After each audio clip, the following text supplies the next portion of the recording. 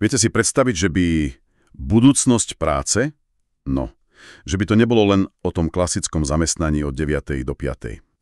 Čo keby náš príjem zrazu prichádzal z rôznych miest? Najmä teraz, keď stroje preberajú čoraz viac úloh. Áno, táto otázka je čoraz palčivejšia. Presne.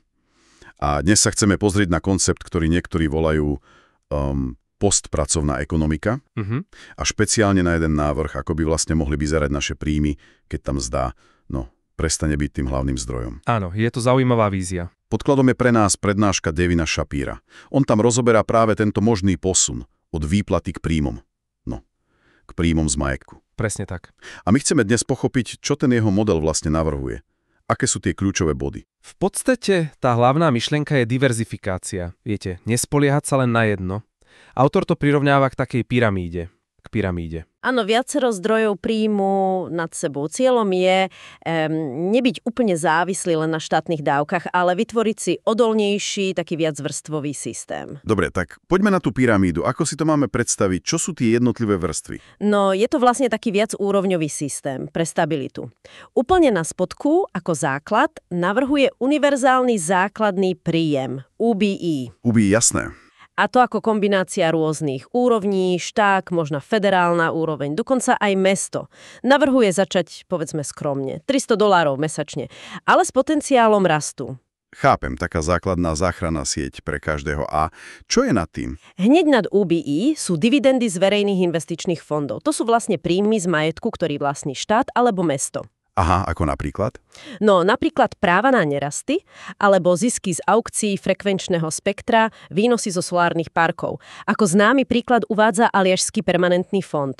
Ten poznáme, áno. A sám autor poznamenáva, že technicky je to forma socializmu, ale veľmi obmedzená. Len na špecifické verejné aktíva. Zaujímavé. Čiže využitie spoločného bohatstva. A čo ďalej? Aké sú ďalšie stupne tej pyramídy? V ďalšiu vrstvu tvoria kolektívne vlastnené súkromné aktíva. Kolektívne vlastnené. Áno. Tu si môžeme predstaviť napríklad družstvené záložne, rôzne kooperatívy a potenciálne aj DAO. DAO. To sú tie decentralizované autonómne organizácie. Presne. V podstate také digitálne družstva na blockchaine. Teda, ak im to legislatíva umožní, samozrejme. Rozumiem. A potom? Potom je tu predposledná úroveň. Klasický osobný majetok. Sem patrí to, čo poznáme, akcie, dlhopisy, nehnuteľnosti na prenájom. Tu sa vlastne veľa nemení. Dobre. A na samom vrchole pyramídy zostávajú zvyškové mzdy. Zvyškové mzdy. Bude postupne klesať. OK, čiže máme tu takú víziu viacvrstvovej stability, ale ako sa k niečomu takému vôbec dostať? Spoločnosť sa predsa nemení len tak. Spomínal Shapiro aj nejaké historické paralely, spúšťače zmien. Presne tak. Pozrel sa na históriu a tá analýza ukazuje istý vzorec. Väčšinou to vyzerá takto. Príde kríza, zvyčajne s nezamestnanosťou nad 10%. To je dosť. Áno. To vyvolá paniku. Potom nasleduje nejaká priama hotovostná pomoc. A nakoniec sa často zavedie trvalý sociálny program. Poznáme to z histórie. Social security po veľkej hospodárskej kríze, rozšírenie poistenia v nezamestnanosti v USA v 58. alebo aj tie nedávne stimuly počas pandémie. Jasné. Vyzerá to tak, že tá politická vôľa na veľké štrukturálne zmeny sa rodí až vtedy, keď tá ekonomická bolesť dosiahne istú hranicu. Zdá sa, že niekde medzi 10 až 14% nezamestnanosti. Počkajte, takže on vlastne tvrdí, že kríza je, v podstate nevyhnutný spúšťač. To je dosť pesimistický pohľad na tú politickú vôľu, nie? No, tak to interpretuje z tých dát. A aký je potom postup, keď už tá kríza udrie? Áno, čo potom? Dá sa hovoriť o akomsi hrebríku reakcií. Najprv prichádza monetárna politika, zníženie úrokov, kvantitatívne uvoľňovanie. Klasika. Áno, ale to má často len krátkodobý efekt.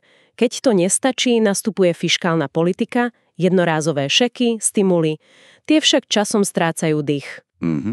A až keď tieto nástroje zlyhávajú, až vtedy sa podľa Shapira otvára priestor pre tie štrukturálne zmeny. Ako sú práve trvalé príjmy z majetku, teda UBI a dividendy, vtedy sa stávajú politicky priechodné. Takže UBI ako jeden z prvých krokov v rámci tých štrukturálnych zmien a spomínal sa tam aj zaujímavý argument ohľadom inflácie. Ten išiel tak trochu proti prúdu. Áno, presne. Ten štartovací UBI, napríklad tých $300, je myslený ako taký mostík, kým sa rozbehnú tie dividendové schémy. Dobre. A tu prichádza ten naozaj prekvapivý bod. Shapiro argumentuje, že pri masívnej strate práce kvôli automatizácii by UBI paradoxne nebolo inflačné. Práve naopak. Naozaj? Áno. Automatizácia je totiž sama o sebe deflačná, takže UBI by paradoxne mohlo byť nástrojom na udržanie cieľovej inflácie, nie na jej vyvolanie, čo je pre mnohých dosť kontraintuitívne. No teda, to je fascinujúca myšlienka. A čo tá miestna úroveň? Nemusíme čakať len na federálnu vládu? Môžu mestá, regióny niečo podniknúť aj samé? Určite áno. Navrhujú sa napríklad daňové úľavy pre firmy, ktoré by darovali časť svojich akcií do nejakého lokálneho verejného fondu. Zaujímavé. Alebo namiesto predaja nevyužitých verejných pozemkov či budov ich prenajímať a ten príjem dávať do fondu.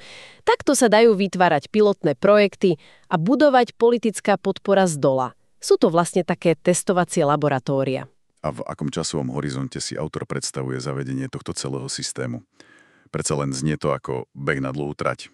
No, zdroj načrtáva taký fázovaný prístup, zhruba medzi rokmi 2025 a 2035. To je relatívne blízko. Áno, začať s tými pilotnými fondmi a malým UBI. Postupne zvyšovať dividendy, zatiaľ čo význam miest by klesal. Ten ambiciózny cieľ je, aby okolo roku 2035 už práca nebola existenčnou nutnosťou pre základné potreby. Ale priznáva, že je to dosť optimistický odhad. Jasné, je to vízia. Ale znie to ako veľmi komplexný plán.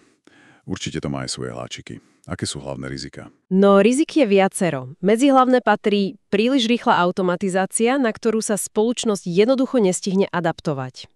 Potom je tu riziko koncentrácie toho nového bohatstva v rukách úzkej elity. To je to, čomu sa hovorí elite capture. Čiže že systém ovládnutý mocný a bohatý. Presne. A bežní ľudia z toho nakoniec neuvidia nič. Hrozí aj politická paralýza alebo naopak príliš pomalá reakcia spoločnosti, kým nebude neskoro. Taká tá pomaly varená žaba. Rozumiem. A samozrejme vždy je tu riziko populistov, ktorí budú sľubovať nereálny návrat starých časov a pracovných miest. Práve tá navrhovaná pyramidová štruktúra má ale čiastočne chrániť pred tým rizikom koncentrácie bohatstva. Dobre, ak by sme to teda mali nejako zhrnúť na záver. Tento model navrhuje budúcnosť, kde naša ekonomická istota nestojí len na výplate. Áno. Ale je rozložená základný príjem, potom dividendy zo spoločného majetku, verejného aj kolektívneho, a k tomu osobný majetok. Presne tak. A myslím, že dôležité je uvedomiť si, že to nie je len nejaká, teoretická fantázia. Automatizácia naozaj postupuje. To je fakt. A tá otázka, z čoho budeme žiť, je čoraz reálnejšia. Tento rámec teda ponúka jednu z možných odpovedí, ako by mohla vyzerať naša ekonomická budúcnosť. A taká myšlienka na záver pre našich poslucháčov. Ak tá história naozaj ukazuje, že veľké zmeny si vyžadujú krízu, ako hlboká asi musí byť tá ďalšia, aby sme začali vážne uvažovať o takýchto, povedzme, radikálnych modeloch.